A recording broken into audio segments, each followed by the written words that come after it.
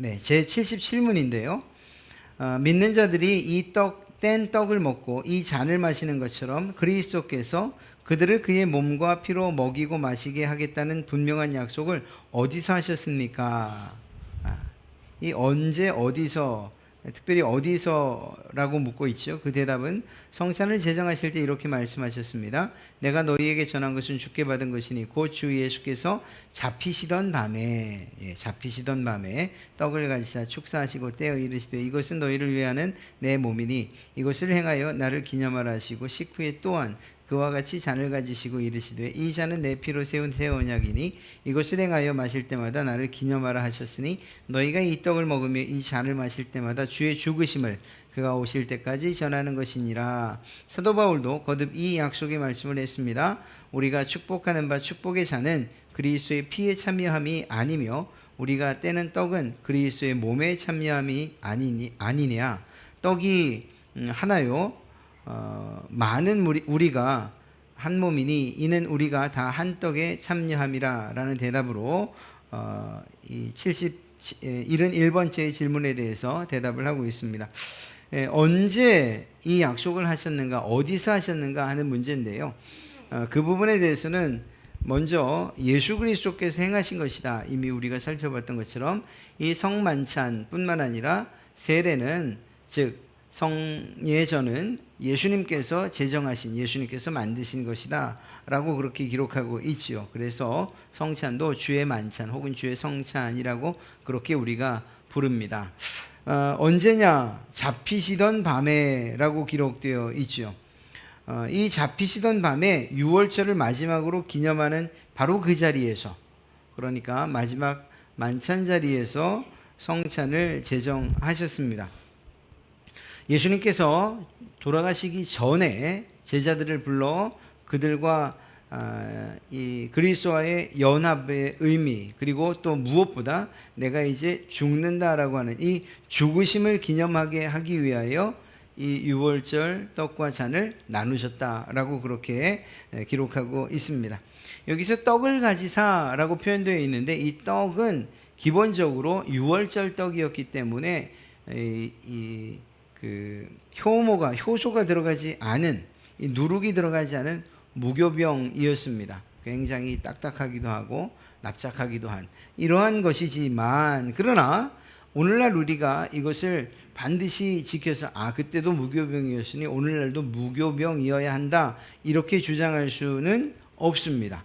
왜냐하면 만약에 예수님께서 특별하게 그 상의 것을 가지시고 떡과 잔을 나누신 것이지 무엇인가 의미를 이 무교병에다 부여한 것이 아니기 때문이죠. 만약에 예수님께서 이 무교병이어야만 한다라고 하셨다면 그러면 그 무교병을 어떻게 만들어야 되는지, 어떻게 나눠야 되는지 등 좀 더 자세한 설명을 하셨을 것입니다. 그러니까 이 떡이라고 할 때에 그것이 오늘날은 저희가 카스테라라든가 혹은 또 다른 어떤 한 덩어리로 되어 있는 빵이라든가 이런 것들을 사용하지 않습니까? 그래서 이러한 부분들을 가지고서 반드시 유월절에 사용하는 무교병만을 사용해야 된다 이렇게 주장하는 것은 결코 옳지 않습니다. 축사하셨다라고 기록되어 있습니다. 이게 축복기도라는 그러한 의미로 받을 수가 있지요. 그래서 마태복음과 마가복음에서 떡에 대해서는 떡을 뗄 때는 축사하셨다라고 기록하고 있고 잔을 나눌 때에는 감사기도하셨다라고 기록되어 있어요. 그러니까 이때에 이 축사라고 하는 것, 즉 다시 말해서 이 떡을 가지고서 마치 오병이어 때처럼 떡을 축사하셔서 나눠줘서 그것이 기적이 되었다. 그래서 떡 자체에, 빵 자체에 어떤 특별한 의미를 부여하고 있는 것처럼 생각해서는 안 된다는 것입니다. 그러니까 축사라고 기록되어 있으나 잔을 나눌 때는 감사기도라고 표현되어 있으니 이 모든 것은 그 두 가지 의미를 함께 가지고 있는 거라는 거죠. 그러니까 이러한 예를 들어서 축사하실 때 그것이 특별한 의미가 부여되어진다거나 어떻게 변화되어진다거나 하는 방식으로 그것을 이해하는 것은 옳지 않습니다. 그래서 단순하게 이것은 한편으로는 감사의 의미가 포함되어 있고 또 한편으로는 그것에 대한 축사로서의 의미가 포함되어 있는, 그러니까 어떤 그 축사의 의미만 담아서 마치 오병이어나 또 다른 기적을 행하실 때에 하셨던 그러한 축사의 개념으로만 받아서는 안 된다는 사실을 이야기하고 있는 것이죠. 오히려 이러한 일들을 통해서 감사함과 더불어서 영적인 축복을 나누어 주시고자 하시는 그러한 의미로서 축사하셨다, 또 감사기도 하셨다라고 받는 것이 맞습니다. 왜 이런 이야기들을 하는가 하면은 잠시 뒤에 좀 살필 만한 주제가 있기 때문이에요. 또 이 요리문답서를 만들 당시에 가장 큰 도전은 결국 로마 카톨릭과의 싸움이었지 않습니까? 그러니까 로마 카톨릭에서 성찬을 어떻게 생각하고 있는가에 대해서 우리 입장을 분명히 밝혀야 될 필요가 있기 때문에 이렇게 아주 중요한, 그리고 한 단어 하나마다 그 의미를 생각할 수밖에 없었던 것입니다. 뗀다라는 이 사실도 마찬가지예요. 그냥 떡 속에 뭔가 감춰 있고, 그리고 또 어떤 영적인 신비한 능력을 이렇게 그 떡에 담아서 나눠준 것이 아니라, 축사할 때에 그 떡 안에 혹은 포도주 안에 어떤 변화가 일어나고, 그리고 그렇게 특별하게 변화된 것을 나눠준 것이 아니라는 사실을 이야기하고 있는 거예요. 그냥 떡이고, 그냥 빵이고, 그냥 포도주인 거죠. 그래서 이 떡을 나눠줬다라고 할 때는 그냥 떡을 떼신 거예요. 굳이 그 안에서의 의미를 나눈다면 하나의 떡을 나누어줬다라고 하는 의미에서 우리가 지금 이 성찬에 참여하는 모든 사람이 한 몸입니다 라고 하는 그런 의미는 담고 있어요. 한 몸, 예수 그리스도를 중심으로 한 몸이다, 한 가족이다 라고 하는 그런 의미 말이죠. 그래서 서로가 교제하고 교분, 그래서 교제와 이 나눔을 함께 해야 되는, 나눔의 교제를 해야 되는 그런 무리다라고 하는 의미를 이 떡을 떼는 것에서 찾을 수 있습니다만, 이것이 떡이 떼어질 때에 축사를 통해서 주어진 어떤 신비한 능력이 그 안에 담겨져 있고, 또 그 본질적인 변화가 그 안에 있다, 이런 식으로 생각하는 것은 결코 옳지 않다라는 사실을 이야기하고 있는 것입니다. 그것을 분명히 밝히기 위해서 이러한 질문을, 그리고 또 대답을 하고 있는 것입니다. 자, 그것에 대해서 좀 더 자세한 내용을 78번째 질문에서 담고 있습니다. 떡과 포도주는 그리스도의 실제 몸과 피로 변화됩니까? 아닙니다. 세례의 물이 그리스도의 피로 변화되지 않고 그 자체가 죄를 씻지 못하며 단순히 하나님께서 주신 상징이요 확신이듯이 성만찬의 떡이 비록 성례의 본질과 용어상 그리스도의 몸이라고 불려질지라도 그리스도의 실제 몸으로 변화되는 것은 아닙니다. 왜 이런 질문과 대답이 나왔을까요? 어떤 사람들이 있으니까 이런 질문과 대답이 나왔을까요? 그렇죠. 떡과 포도주가 성찬을 하면 성찬 때에 실제 예수님의 몸과 피로 변합니까? 이렇게 묻는 사람들이 있었어요. 더 정확히 말하면 그렇게 가르치는 사람들이 있었어요. 그러다 보니까 개혁주의 교회에서는 우리 믿음의 그리고 신앙을 지키려는 그 이들은 아니다라는 사실을 성경적으로 증명하고 있는 것입니다. 어떤 사람들이 실제 예수 그리스도의 몸과 피로 변한다고 주장했느냐? 바로 로마 카톨릭 경우는 그렇습니다. 지금도 그렇습니다. 혹시 미사에 참여해 보신 분들 계십니까? 뭐 결혼식이라든가 혹은 또 뭐 어떤 상황이 되어서 참석해 보셨다면 충분히 이해하실 거예요. 아니면 뭐 이렇게 드라마라든가 혹은 뭐 영화라든가 이런 데서도 혹여 보셨을 수 있습니다. 그들은 성찬에서 떡만 나눕니다. 일단 포도주는 사제만 들어요.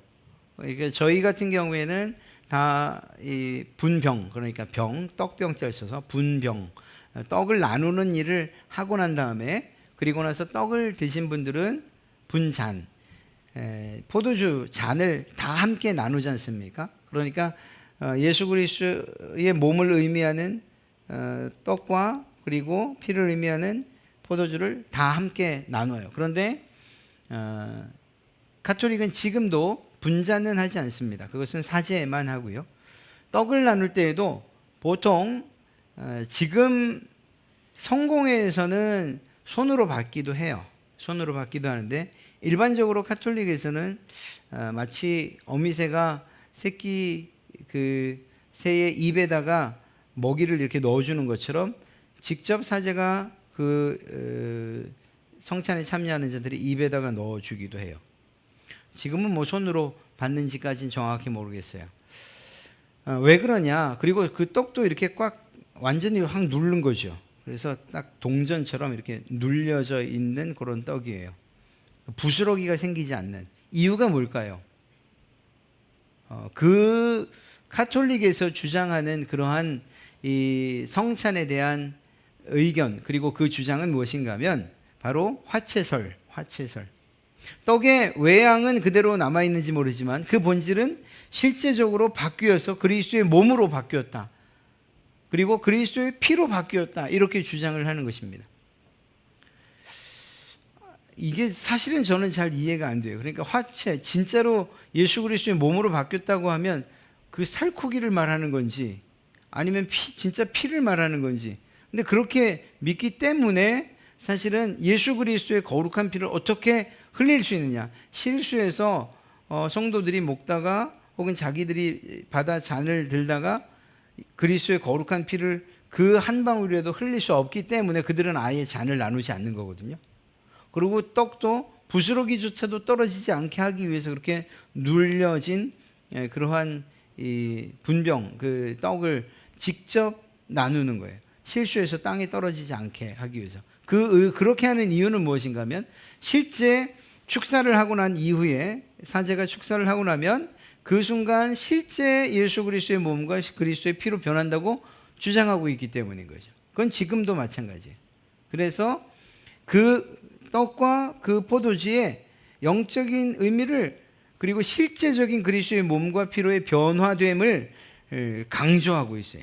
그러다 보니까 그것들은 거의 뭐 우상처럼 취급되는 거죠. 미신적인 요소가 다분히 있는 거예요. 실제로 이 화채설에 대해서는 1215년 라테란 회의에서 공식 교리로 채택되었고 지금도 그렇습니다.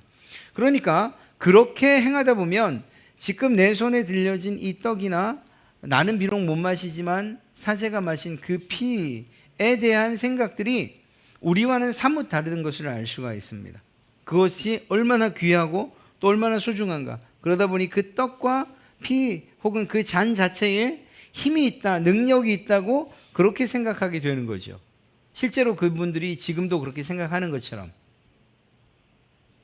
그래서 이러한 생각들은 결국 그리스도께서 우리에게 주신 그러한 성만찬의 의미를 왜곡하고 미신적인 요소로, 미신적인 방향으로 우리를 이끌고 갈 수 있는 거예요. 그래서 사실 개혁주의 교회에서는 이 화채설에 대해서 반대합니다.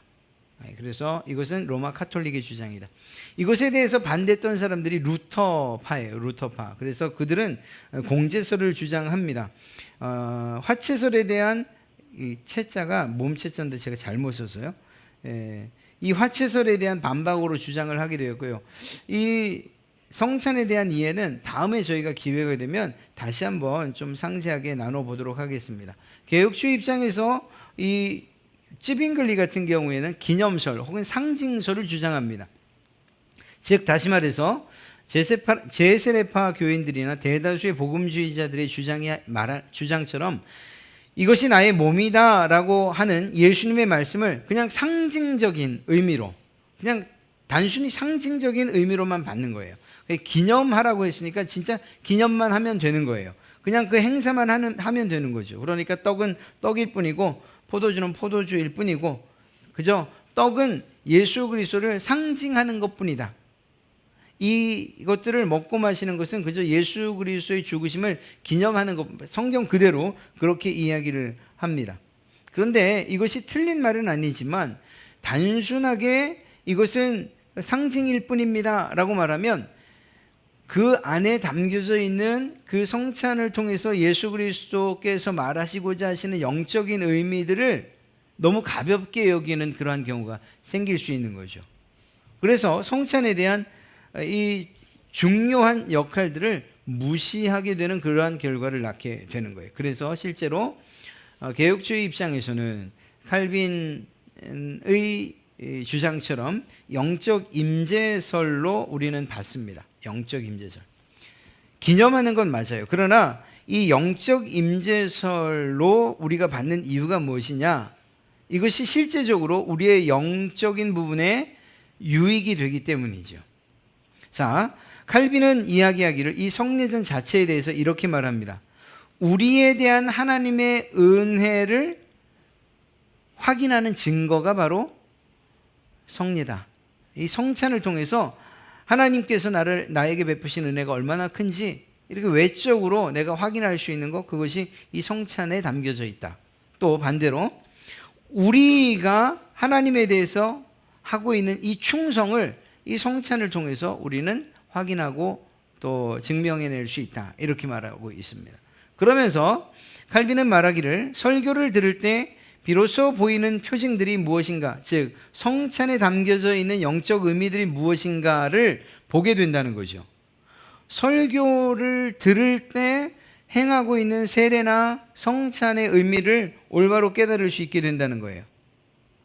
그러니까 로마 카톨릭에서는 그것이 아니고 이러한 일들을 통해서, 그리고 눈에 보여지고 감각적인 것을 통해서 은혜를 받으려고 해요. 물론 그렇게 할 수밖에 없었던 그들의 이유가 있어요. 로마 카톨릭에서 그들이 은혜를 받는 수단은 말씀만이 아닙니다. 오히려 말씀보다는 이 감각적인 요소들을 더 많이 사용했어요. 왜 그랬는가? 당시에 성경은 라틴어로만 번역이 되어 있었습니다. 그러니까 독일에서 인쇄술이 발달하기 전에는 그냥 필사로 해야 되니까 라틴어 성경만 있어요. 그리고 그것은 교회에, 그 로마 카톨릭 교회의 한 권 혹은 사제들만 보는 이러한, 그러니까 일반 성도들은 성경을 볼 수가 없었어요. 나눠줘도 볼 수 없었어요. 왜냐하면 라틴어로 기록되어 있으니까 다른 나라 언어지 않습니까? 그러니까 볼 수가 없는 상황이에요. 그리고 교회에 있는 것도 이렇게 사실로 묶어놔서 강단에만 놓았어요. 그러다 보니까 또 한 가지는, 그러면 지금처럼 제가 영어를 혹시 잘한다고 해서 다른 곳 어떤 유명한 이 설교자의 그 영어 설교를 듣고 이거를 내가 잘 이해되도록 여러분에게 한국말로 번역을 해서 또 잘 이해되도록 설교해 줘야겠다. 이게 정상이잖아요. 그런데 그 당시에 사제들은 설교 자체를 라틴어로 했어요. 그러니까 앉아있는 성도들이 은혜를 받을 수가 없지요. 무슨 말을 하는지도 모르는데. 성경도 라틴어로 써 있고 설교도 라틴어로 하고, 그러니 들리지도 않고 보이지도 않는데 무슨 은혜를 받겠습니까? 그러다 보니까 그 성도들에 대한 은혜의 부분을 무엇으로 채웠는가 하면 시각적인 것으로 채운 거예요. 그래서 저는 꼭 가서 보고 싶은 게 이렇게 유럽의 성당들을 좀 가보고 싶어요. 스테인글라스가 잘 돼 있는. 우리가 말한 스테인글라스는 그건 거기에 비하면 아무것도 아니라고 하더라고요. 그래서 성당을 들어가면 한편에는 예수님의 생애가 스테인글라스로 쫙 되어 있고요. 또 한편은 사도들의 생애가 쫙 기록되어 있고. 그래서 그냥 들어가서 보면 그 스테인글라스를 통해서 들어오는 그 장엄함, 여기 압도되는 거예요. 그리고 그것이 그들에게 은혜가 되는 거예요. 그래서 눈에 보여지는 것을 통해서 은혜를 추구합니다. 그리고 그것들이 어떻게 이어지죠? 성화를 통해서 이어져요. 예수님에 대한 모습이라든가 성모 마리아에 대한 그림이라든가 이렇게 눈으로 보여지는 것. 그리고 그것이 감각적이 이제 우리의 온 감각을 통해서 또 볼 수 있고 만질 수 있는 상, 성모 마리아상, 예수의 고난상, 이런 조각들이나 이 모양들을 통해서 그렇게 은혜를 누리게 했단 말입니다. 그러다 보니까 이것도 마찬가지예요. 성례도 그 의미를 말씀을 통해서 충분히 알고 성령에 임하는 것이 아니라 반대로 성령에 임하면서 그것이 은혜가 되어지는 그것을 경험하고 나서 그 다음에 그 의미를 깨달아야 되는데 그 의미조차도 제대로 깨달을 수 없는, 그래서 그냥 의식, 하지 않으면 안 되는 일, 그리고 하지 않으면 내가 구원받지 못하는 일, 이렇게만 여겨지게 되는 거죠. 그러니까 다분히 미신적인 그러한 요소들이 포함될 수밖에 없는 것입니다. 개혁주의 입장에서는 영적 임재설이라고 이야기하는 이유가 뭔가 하면 성령님의 역사가 우리가 하는 이 성만찬에서는 가장 중요하기 때문이에요.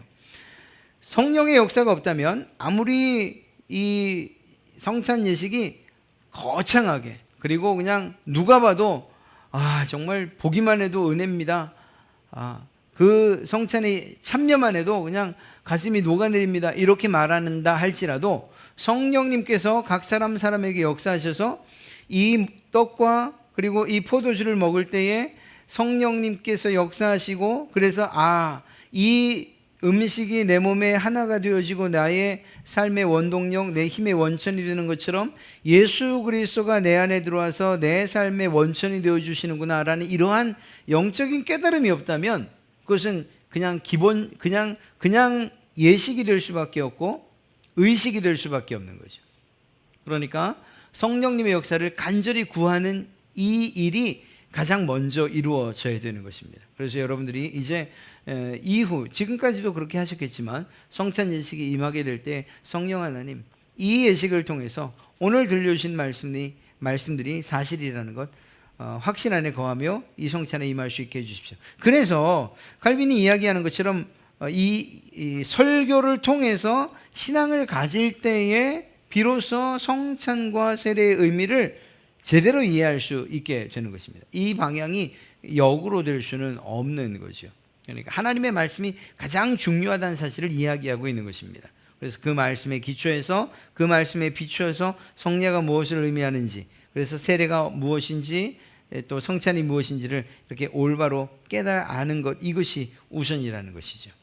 그냥 해야 되니까, 의례하는 예식이니까 그렇게 참여해서는 하나님의 은혜에 올바로 접근할 수 없다는 사실을 이야기하고 있는 것입니다. 그리고 무엇보다 이러한 말씀을 통해서 가지고 있는 지식과 그리고 참된 이해를 가지고 성찬에 임한다 하더라도 결국 성령님께서 여러분 각 사람에게 역사해 주시고, 또 성령님께서 여러분들을 움직이시고 감동시키고 하는 이런 일들이 있을 때 그 성찬 예식을 통해서 내가 예수 그리스도와 하나 되었습니다, 내가 그리스도의 뜻을 따라 살겠습니다, 이러한 고백들이 있을 수 있다는 사실을 이야기하고 있는 것입니다. 79번째 질문에서 그러면 왜 그리스도께서는 떡을 자기 몸이요 잔을 자기 피 혹은 피로 맺은 새 언약이라고 부르셨습니까? 그러니까 자기 몸이라고 하지 않고 그냥 떡이라고 말씀하시고 포도주라고 말씀하시고, 그리고 너희가 이것을 먹을 때마다 내가 너희를 위해 죽었다는 이 사실을 기억해라, 또 기념해라, 이렇게 말씀하셨으면 됐을 텐데 굳이 이걸 나눠주면서 이것은 너희에게 준 내 몸이니 왜 그러시냐는 거예요. 그러지 않고 그냥 이 떡 받아 먹어라, 이 포도주 받아 먹어라, 그리고 너희가 이제 모여서 함께 이러한 애찬을 할 때에 내가 너희를 위해서 죽었다는 것을 꼭 기념해라, 이렇게만 하셨다면 굳이 이런 논란이 생기지 않을 텐데 굳이 여기다가 그리스도의 몸, 내 피 왜 이야기를 하셨냐 하는 것이요. 또한 사도 바울이 만찬, 이러한 성례에 대해서 그리스도의 몸과 피에 실제적으로 동참하는 것이라고, 즉 직접 먹고 마심이라고 말한 이유는 무엇인가? 그것에 대한 대답은 이렇습니다. 거기엔 충분한 이유가 있습니다. 그리스도께서는 우리에게 떡과 포도주가 우리 육신의 생명을 살찌게 하듯이 십자가에 달리신 자신의 몸과 흘리신 피가 진실로 우리 영혼을 영생에 이르도록 살찌게 한다는 것을 가르치시려는 것입니다. 그러니까 우리의 음식, 우리의 먹는 것이 우리의 몸을 살찌게 하는 것처럼 우리의 영혼을 살찌게 하는 것은 바로 예수 그리스도 그분이 흘리신 피와 우리를 위해 찢기신 그 몸이라는 사실을 알라는 것이죠. 그것이 첫 번째 의미입니다. 그런데 더 중요한 것은 우리가 그를 기념하면서 이 거룩한 상징물들을 실제로 받아 먹듯이, 진짜로 먹잖아요. 진짜로 먹지 않습니까? 우리도 성령의 사역으로 말미암아 눈에 보이는 상징과 보증에 의하여 주님의 실제 몸과 피에 참여한다는 것을 확신시켜 주시려는 것입니다. 그러니까 우리가 음식, 그러니까 떡과 포도주를 실제로 먹는 것처럼, 그것처럼 실제로 영적인 역사들이 우리 가운데 일어난다는 사실들을 확신시켜 주려고 이 예식을 계속 하라고 명령하셨다는 거죠. 이 사실을 이야기하고 있는 것입니다. 그리고 무엇보다 예수 그리스도의 몸과 피라고 강조하신 것, 이것 자체가 결국은 우리가 예수 그리스도 그분의 죽으심에 동참하는 것, 그분과 연합됨에 동참하는 것, 그분과 하나됨에 대한 의미들을 더 강력하게 우리에게 알게 해주고 또한 깨닫게 해준다는 그러한 사실, 그러한 이유 때문에 이렇게 말씀하신 것이다. 그리고 마치 우리가 몸소 고난을 겪어 죄값을 지불한 것처럼 주님의 고난과 순종을 우리의 공로로 간주해 주신다는 것입니다. 그래서 예수 그리스도께서 당하신 고난과 그리고 순종, 그리고 그 죽으심을 마치 우리가 당한 것처럼 하나님께서 인정해 주시겠다, 의롭다 여겨 주시겠다 하는 것이죠. 이러한 사실 때문에 이것은 실제적인 참여가 맞다, 이렇게 이야기하고 있는 것입니다. 그래서 실제로 참여한다는 것, 이것을 우리는 믿는데 왜 믿어야 하는가? 성찬을 단순히 어떤 상징이나 기념으로만 이해한다면 우리는 그것을 받아들이지 않겠다는 거예요. 예를 들어서 우리가 표현은 예수 그리스도의 죽으심을 기념합니다 라고 말하지만, 단순하게 예수 그리스도의 죽으심을 기념하거나 이것이 그리스도의 몸을 상징하는 것이고 이것이 예수 그리스도의 피를 상징하는 것입니다 라는 이러한 말로만 한다면 이것은 우리가 단호히 거부해야 되는 거죠. 오히려 실제로 참여한다고 할 때 이 참여는 코이노니아, 즉 성도 간의 교제나 교분, 나누는 것으로서 교제하는 것을 의미한다는 것입니다. 그래서 이러한 실제적인 참여라는 이 말은 우리 성도가 함께 한 가족으로서 그리스도의 한 몸으로서 묶여져 있는 공동체라는 것을 이야기할 뿐만 아니라 그 안에서 서로 교분이 있어야 된다는 이러한 사실들을 이야기하고 있는 것이죠. 그리스도의 참된 몸과 피에 참여한다는 것을 이야기하는데, 상징이 아니고 만약 실제 교제라고 한다면, 이 떡과 이 포도주를 먹는 것이 그저 상징이고 기념이다가 아니라 실제적인 교제가 이루어지는 일이라고 한다면, 당연히 여기서 말하는 몸, 이 참된 몸과 피, 이것은 예수 그리스도 그분을 의미하는 것이고, 바꿔 말하면 우리를 위해 찢기시고 피 흘리었을 뿐만 아니라 지금은 하나님 보좌 우편에 앉아 계신 그 예수 그리스도와 하나 되어짐을 의미하는 것이죠. 그런 점에서 예수 그리스도의 참된 몸과 피에 참여한다는 이것은 그리스도와 하나됨까지 그분과 연합되어지는 이러한 신비한 연합에 대한 이야기를 하고 있는 것입니다. 성령의 역사에 의해서 일어난다는 거예요. 이것이 어쩌면 가장 중요한 것인데, 단순하게 그것을 먹고 마시는 것, 그리고 그 행위 때문에 우리 안에 역사가 일어난 것이 아니고, 또 사제나 목사가 축사를 할 때에 이 떡과 포도주에 어떤 신비한 능력이나 힘이 주어져서 그것을 먹었기 때문에 특별해지는 것이 아니고, 그것이 아니라 성령 하나님께서 역사하실 때 비로소 이 성찬의 예식이 우리에게 영적인 유익을 준다는 사실입니다. 성령 하나님의 역사에 의해서 하늘과 땅이 만나 교제하는 것, 하늘이라고 하는 것은 예수 그리스도가 지금 그리스도의 보좌에 앉아 계시고, 땅이라고 하는 것은 우리는 땅에 살고, 그래서 하늘과 땅이 만나 교제하는 것처럼 예수 그리스도와 우리가 하나 되어지는 이것이 가능하게 되는 것이라는 거죠. 예수 그리스도와 우리와의 신비한 연합, 또 하나됨, 이것은 우리의 생각이나 우리의 의지나 우리의 결단으로 되는 것이 아니고 성령 하나님의 역사하심, 일하심으로 되는 것이라는 것입니다. 그리고 이 사실을 성찬에 참여하는 것을 통해서 우리는 깨닫게 되는 거죠. 예수 그리스도의 살과 예수 그리스도의 피를 먹는 것을 통해서 그리스도와의 연합을 우리가 경험하고 또한 이 감각적으로 우리가 풍성하게 누릴 수 있게 된다는 것입니다. 그리고 중요한 것은 이 참여에는 내가 참여합니다, 나 누구누구가 참여합니다가 아니라 우리가 참여한다는 사실을 이야기하고 있습니다. 성찬에 참여할 때 각 개인의 자격으로 하는 것이 아니고 거룩한 성도가 되어서 그리스도의 한 몸을 이루어서, 즉 공동체로서의 참여하고 있다는 사실들을 이야기하고 있는 것입니다. 교회 공동체성을 가장 확실하게 경험하는 현장이 바로 성찬인 거죠. 그래서 지난번도 말씀드렸던 것처럼 하나의 떡덩이를 떼어서 함께 나누는 것이 그 의미를 가장 잘 표현한다고 이야기할 수 있습니다. 예수님께서 하셨던 것처럼 떡을 축사하시고 빵을 축사하시고 그것을 떼어서 제자들에게 나눠준 것처럼 우리는 이미 칼로 다 썰어서 한 덩이씩 한 덩이씩 가져가잖아요. 그것이 좀 더 이 성찬의 의미를 좀 바르게 구현하려면 떡 덩이를 여러분들이 떼어서 혹은 제가 떼어서 드리는 방식으로 이루어질 때, 그때 우리가 지금 내가 한 조각을 먹지만 원래는 한 덩이였구나, 내가 예수 그리스도와 한 몸이었구나, 이 성도들도 한 덩어리였구나, 한 가족이었구나, 한 공동체였구나 라는 사실들을 더 깊이 깨달을 수 있게 된다는 것이죠.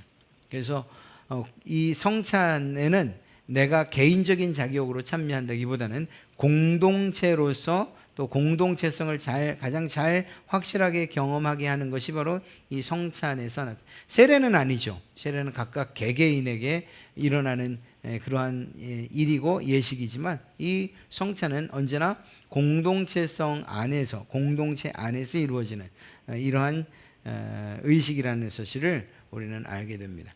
성찬, 그냥 아무 생각 없이 임하는 일들이 참 많아요. 워낙 세상 바쁘게 살고 또 세상에서 경험하는 일들이나 머리 아프고 또 고민해야 될 일들이 많다 보니 아이고 오늘 성찬식이야, 아유 예배 시간이 길어지겠네, 이렇게 임하시는 분들도 없지 않아 있을 수 있어요. 그러나 만약 그랬다면 우리가 지난주와 이번 주에 살폈던 성찬의 내용들을 한 번 더 깊이 생각한다면, 그리고 그 성찬에 임하며 성령님의 은혜를 간구하며 성찬에 임한다면 그 성찬 예식이 여러분들에게, 특별히 여러분들의 영적인 부분에 큰 유익을 주는 그러한 성찬 예식이 되리라 확신합니다. 예수님께서 제정하신 것이고 예수님께서 하라고 하신 것인데 그 의미나 혹은 또 그 효과가 없을 수 있겠습니까? 여러분들이 이러한 성찬의 진정한 의미 그리고 올바른 이해를 통해서 성찬에 임하시게 되면 말씀을 통해서 누리는 그러한 은혜, 그것 이상의 또 놀라운 은혜들을 하나님께서 여러분들에게 베푸실 줄로 믿습니다. 다시 한번 이러한 성찬에 대한 이해들을 위해서 지난주와 또 이번 주의 내용들을 한번 살펴보는 것 여러분들에게 큰 유익이 되리라 생각합니다. 혹시